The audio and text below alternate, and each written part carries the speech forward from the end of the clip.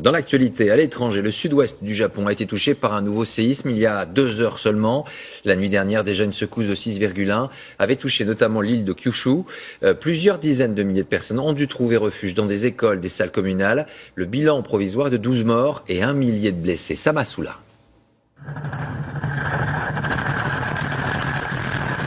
24 heures après le premier séisme, la terre a de nouveau tremblé à Kumamoto. Une secousse de 7,1, encore plus puissante que celle d'hier. La télévision nationale a immédiatement transmis une alerte au tsunami qui vient tout juste d'être levée.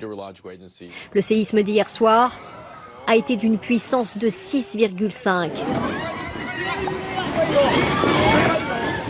Suivi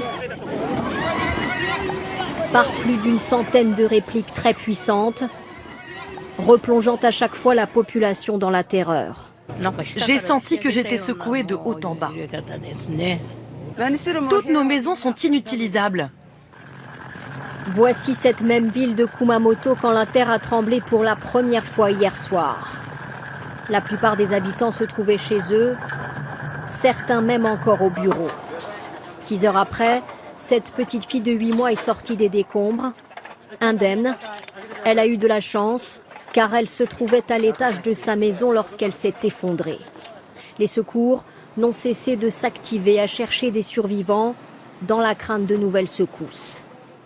La plupart de ces maisons, vétustes et en bois, ont été détruites et des incendies ont ravagé des quartiers entiers.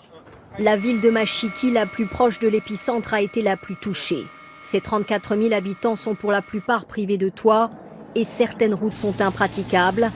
Cette nuit va encore être très difficile pour les habitants de la zone.